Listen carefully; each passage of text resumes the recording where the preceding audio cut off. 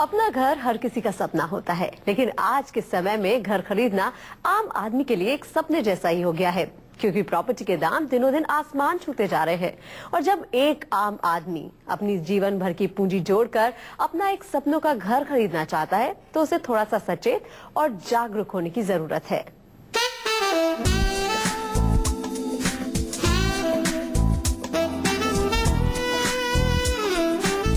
अगर आप अपना मकान खरीदने जा रहे हैं तो कुछ बातों का ध्यान रखना जरूरी है, खासकर तब जब ये आपका प्रॉपर्टी खरीदने का पहला अनुभव हो, क्योंकि ज्यादातर बिल्डर्स ऐसे ही ग्राहकों को कुछ लुभावने वादे, झूठे वादे या मुफ्त की सुविधाओं के नाम पर अपनी बातों में फंसा लेते हैं।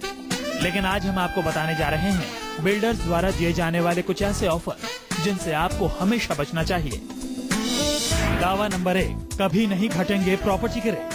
सबसे पहला जो झूठ बोला जाता है वो है प्रॉपर्टी के दाम कभी नहीं घटते, जबकि सच्चाई ये है कि प्रॉपर्टी के दाम भी दूसरी चीजों की तरह घटते भी हैं और बढ़ते भी हैं।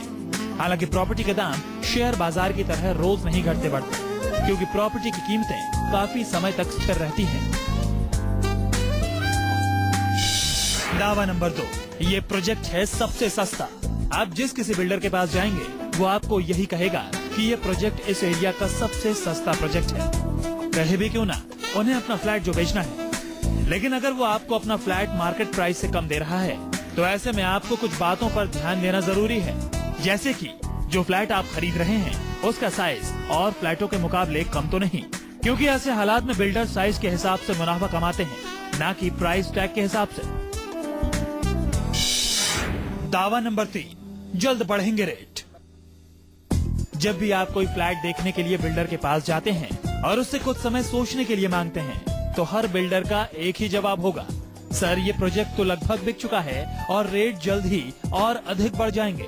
और ये सुनकर लोग हड़बड़ाहट में फ्लैट खरीदने को उत्सुक हो जाते हैं। लेकिन आपको बता दें कि ये सिर्फ एक झूठ है, क्योंकि एक सर्वे के मुताबिक दिल्ली, एनसीआर और अन्य बड़े शहरों में लगभग 30% फ्लैट्स खाली हैं, जिन्हें अभी तक खरीदा ही नहीं गया है। दावा नंबर 4, समय पर पूरा होगा प्रोजेक्ट। सभी बिल्डर आपसे वादा करते हैं कि वो अपना प्रोजेक्ट दिए गए समय पर पूरा कर लेंगे, लेकिन सच्चाई से सभी वाकिफ हैं कि ऐसा सिर्फ प्रोजेक्ट शुरू होते समय कहा जाता है। लेकिन प्रॉपर्टी एक्सपर्ट्स कहते हैं कि अगर आप इस परेशानी से बचना चाहते हैं तो परचेज एग्रीमेंट में ये क्लॉज जरूर रखवाएं कि बिल्डर बायर को इस तारीख को मकान दे देगा। दावा नंबर 5, सैंपल फ्लैट जैसा होगा आपका फ्लैट। बायर्स को लुभाने के लिए सबसे बड़ा छलावा होते हैं सैंपल फ्लैट। जी हाँ, सैंपल फ्लैट की खूबसूरती को देखकर लोग सोचते हैं कि उनका फ्लैट भी कुछ ऐसा ही होगा। लेकिन क्या आप जानते हैं कि सैंपल फ्लैट में सभी चीजों को इतनी खूबसूरती से सजाने के लिए इंटीरियर डिजाइनर्स को हायर किया जाता है, जो लाइटिंग से लेकर फर्नीचर तक सभी चीजों का इस तरह सेटलमेंट करते हैं कि आपको सैंपल फ्लैट्स को लेकर भ्रम हो जाता है। असल में सैंपल फ्लैट में बेड से लेकर फर्नीचर तक सभी चीजें साइज में असल चीजों के मुकाबले छोटे होते हैं, जिससे आपको फ्लैट खूबसूरत और ज्यादा स्पेशियस दिखाई देता है। दावा नंबर 6, फ्लैट के साथ मिलेगा फ्री ऑफर। बायर्स को अपनी तरफ आकर्षित करने के लिए बिल्डर्स लोक लुभावने ऑफर्स के साथ आते हैं। कोई फ्लैट के साथ फ्री कार देता है, तो कोई फ्लैट के साथ मॉड्यूलर किचन देता है। ऐसे ही सभी बिल्डर्स अपने अपने ऑफर्स के साथ आते हैं। लेकिन क्या आपको पता है कि ऐसे ऑफर्स में बिल्डर फ्लैट और ऑफर्स में देने वाले सामान की कीमतों को जोड़कर आपको फ्लैट की कीमत बताते हैं। इससे बचने के लिए आपको ऑफर्स के चक्कर में ना पड़कर कैश अमाउंट पर डिस्काउंट पर जोर देना चाहिए। दावा नंबर 7, हम दिलाएंगे सबसे सस्ता लोन।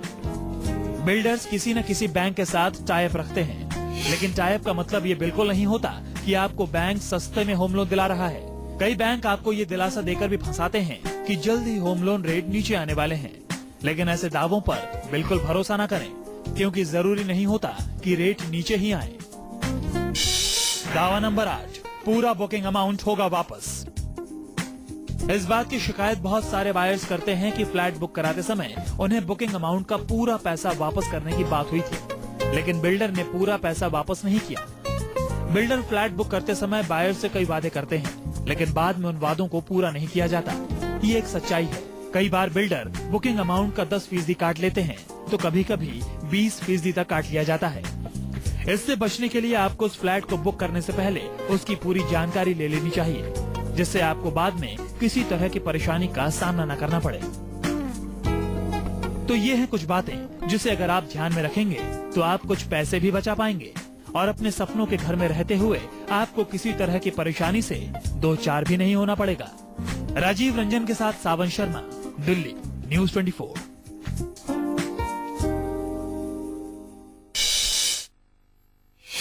और रियल एस्टेट सेक्टर में सोशल मीडिया का खूब यूज होता है। अब तक डेवलपर्स और डीलर्स अपने प्रोजेक्ट बेचने के लिए सोशल मीडिया और इंटरनेट का सहारा लेते थे, लेकिन अब खरीदार भी इसे अपने हक और अपने अधिकार के लिए जमकर उपयोग करने लगे हैं।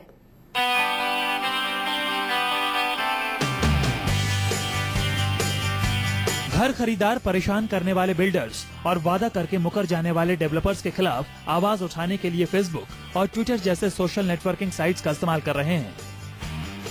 वे पोजीशन में देरी और दूसरी गड़बड़ियों के खिलाफ इस तरह से विरोध दर्ज करा रहे हैं। गुड़गांव में डीएलएफ के न्यू टाउन हाइट्स प्रोजेक्ट के 1200 होम बायर्स ने पोजीशन में देरी के खिलाफ विरोध जताने के लिए फेसबुक पेज शुरू किया था। उन्होंने 3 बार प्रदर्शन किया। इसके बाद बिल्डर हर अपार्टमेंट पर 20% डिस्काउंट देने के लिए राजी हो गया और उसने देरी के लिए कंपनसेशन भी डबल कर दिया। मुंबई में महिंद्रा ग्रुप के realty project Mahindra park CHM में भी ऐसा ही मामला सामने आया है। उस सोसाइटी में मिसमैनेजमेंट के खिलाफ आवाज उठाने के लिए एक ट्विटर अकाउंट का इस्तेमाल हुआ। जानकारों का कहना है कि रियल एस्टेट सेक्टर में ग्राहकों की परेशानी को दूर करना एक बड़ा मामला है। अक्सर होम बायर्स की बात नहीं सुनी जाती। ऐसे में अब ग्राहकों ने सोशल मीडिया को हथियार की तरह यूज करना शुरू कर दिया है। 2013 में करीब 5 लाख अपार्टमेंट्स की डिलीवरी होनी थी, लेकिन इनमें से ज्यादातर के पोजीशन में देरी हो रही है। Real estate consultancy firm JLL का मानना है कि रेजिडेंशियल प्रोजेक्ट्स की डिलीवरी में देरी मार्केट के लिए बड़ा इश्यू है। इससे कस्टमर्स में काफी नाराजगी है।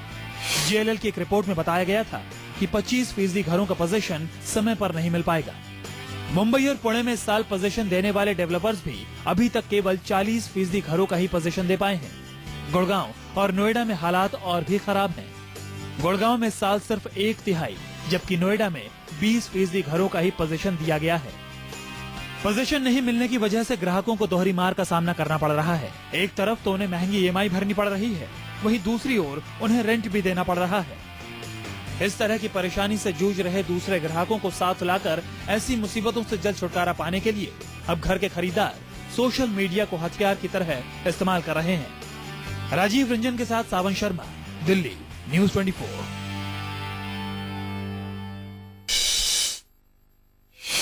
और चलिए अब शुरू करते हैं सवाल जवाब का सिलसिला। आपके सवालों के जवाब देने के लिए हमारे साथ स्टूडियो में मौजूद है विला रियल्टर्स के एमडी प्रमोद चौधरी। आपका बहुत बहुत स्वागत है स्टूडियो में।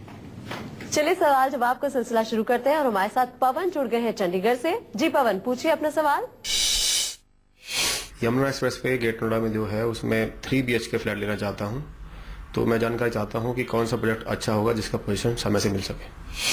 पवन जी, यमुना एक्सप्रेस वे पे बहुत सारे प्रोजेक्ट हैं और बहुत सारे नॉन डेवलपर हैं जिनके प्रोजेक्ट यमुना एक्सप्रेस वे पे चल रहे हैं। उन डेवलपर ने पहले भी बहुत अच्छे प्रोजेक्ट बनाए और टाइमली पोजीशन दिया है, लेकिन अभी तो एक और भी बात है, जैसे कि अभी आपने सुना होगा, पेपर में पढ़ा होगा, न्यूज में भी सुना होगा कि जो बैंक की जो ये 2080 वाली स्कीम बैंक ने जो बंद करी है ना, तो उससे अब जो प्रोजेक्ट डिले होने वाले के चांसेस थे तो वो अब आगे से नहीं होंगे, क्योंकि कोई भी बैंक अब किसी भी डेवलपर को जो भी इंस्टॉलमेंट पे करेगा वो उसके कंस्ट्रक्शन के स्टेज के अकॉर्डिंगली पे करेगा। तो अब वो टेंशन काफी हद तक आपकी खत्म हो गई है या खत्म हो जाएगी कि प्रोजेक्ट का पोजीशन डिले होने वाली। और अगर वहाँ अच्छे डेवलपर की बात करें तो 3C का बहुत अच्छा प्रोजेक्ट चल रहा है, आप उसमें निवेश कर सकते हैं। एक ATS का वहाँ बहुत अच्छा प्रोजेक्ट चल रहा है, ATS ने पहले भी बहुत अच्छे प्रोजेक्ट डिलीवर करे, आप वहाँ भी निवेश कर सकते हैं। एक इकनॉन का प्रोजेक्ट उधर चल रहा है, वो भी अच्छा एक प्रोजेक्ट है। एस का है वहाँ पे और ओएसिस का है वहाँ पे। तो बहुत सारे ऐसे प्रोजेक्ट हैं जिन्होंने टाइमली पहले भी डिलीवरी दी है और अच्छे प्रोजेक्ट बनाए। तो चलिए पवन, उम्मीद करते हैं कि आपको अपने सवाल का जवाब मिल गया होगा। अगले कॉलर है हमारे साथ प्रदीप है जयपुर से। जी प्रदीप, पूछिए अपना सवाल। गाजियाबाद में निवेश के लिए कोई प्रॉपर्टी देख रहा हूँ जिसमें कि 5 साल के अंदर काफी अच्छा रिटर्न मिल जाए, तो देख रहा हूँ कौन सा बिल्डर अच्छा है या कौन सा प्रोजेक्ट अच्छा है जिसमें थोड़ा सा बेनिफिट मिल जाए ज्यादा से ज्यादा। देखिए प्रदीप जी, पहले तो हमको डेवलपर के बजाय एरिया चूज करना पड़ेगा कि हम गाजियाबाद के किस पर्टिकुलर एरिया में इन्वेस्ट करना चाहते हैं। अगर वैसे अपकमिंग एरिया में हम देखें तो एक तो राजनगर एक्सटेंशन है और दूसरा इधर क्रॉसिंग रिपब्लिक है। क्रॉसिंग रिपब्लिक के साथ में लगा हुआ एक एरिया नोएडा वेस्ट भी है, तो इनमें बहुत अच्छे ऑप्शन अवेलेबल है।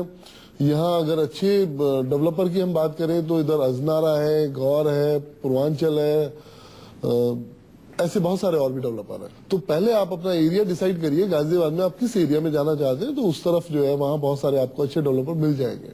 और अगला सवाल हमसे पूछा है अदिति मिश्रा ने दिल्ली से। जी अदिति, क्या है आपका सवाल? I am looking for a 2 BHK residential flat Delhi में एंड मुझे देखना जो ऑप्शन पता करना है कि कौन सा बेटर ऑप्शन है, कोंडली या फिर निमराना में से। देखिए अदिति, कोंडली और निमराना ही दोनों ही दिल्ली के अलग अलग दो अलग कोने हैं। अगर वैसे हम कोंडली की बात करें तो कोंडली भी बहुत अच्छा एरिया है, अपकमिंग एरिया है, बहुत सारे अच्छे प्रोजेक्ट हैं।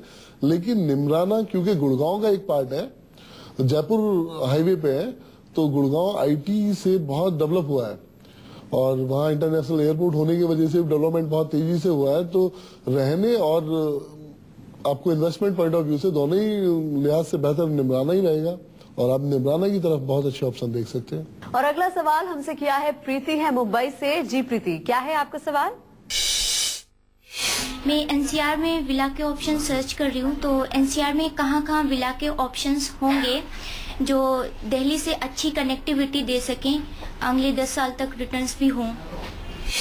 प्रीति, एनसीआर में विला के बहुत अच्छे ऑप्शंस एनसीआर में अलग अलग जगहों पे अवेलेबल हैं, लेकिन अगर हम बेहतर रिटर्न की पॉइंट ऑफ व्यू को भी देख रहे हैं तो हमारे लिए बहुत अच्छे ऑप्शन, एक तो गुड़गांव का नया एक एरिया डेवलप हो रहा है जिसको बोलते हैं द्वारिका एक्सप्रेसवे। उधर बहुत सारे डेवलपर के, जिसमें आपका यूनिटेक है, रहेजा है, इसी तरह से कुछ एक्सप्रेस हाईवे नोएडा में भी बहुत सारे डेवलपर के विलास हैं और वहाँ आप निवेश कर सकते हैं, जिनकी रेंज भी तकरीबन स्टार्ट हो जाती है 1.5 से 2 करोड़ रुपए से स्टार्ट होके और कुछ 8-9 करोड़ रुपए तक है। तो डिपेंड करता है योर बजट। पुणे से स्वाति शेट्टी का एक ईमेल आया है, ये जानना चाहती है कि नोएडा में लग्जरी अपार्टमेंट्स इनको कहां पर मिल जाएंगे जहां से स्कूल और मार्केट करीब हो, यानी कि 3 बेडरूम फ्लैट ये खरीदना चाहती हैं, तो इनके लिए क्या बेस्ट ऑप्शन हो सकते हैं? स्वाति, नोएडा में एक्सप्रेस हाईवे के ऊपर बहुत सारे लग्जरी प्रोजेक्ट हैं। वैसे तो लग्जरी प्रोजेक्ट की हर आदमी की अपनी डेफिनेशन एकदम से अलग होती है, लेकिन फिर भी बहुत सारे लग्जरी प्रोडक्ट हैं जिसमें कि 3C का है 300, लोटस 300 के नाम से। इसमें साइज स्टार्ट होता है 3550 स्क्वायर फीट से लेके 5350 स्क्वायर फीट तक का।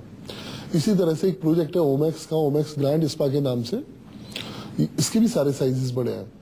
और इसके अलावा जेपी में बहुत सारी ऑप्शंस अवेलेबल हैं, एटीएस का प्रोजेक्ट अवेलेबल है। और अगर हम स्कूल की कनेक्टिविटी की बात करते हैं तो नोएडा तो एजुकेशन के मामले में एक हब बन चुका है। कोई भी इंटरनेशनल चेन ऐसी नहीं है जिसके स्कूल्स नोएडा में ना हो, और सभी हर सेक्टर के नियर बाय हैं। तो ये सब एकदम से एक्सप्रेस हाईवे के नजदीक वाली चीजें हैं सारी। तो उम्मीद करते हैं कि हमारे दर्शकों को सारे सवालों के जवाब अच्छे से मिल गए हैं। बहुत बहुत शुक्रिया इस तमाम जानकारी के लिए। Thank you.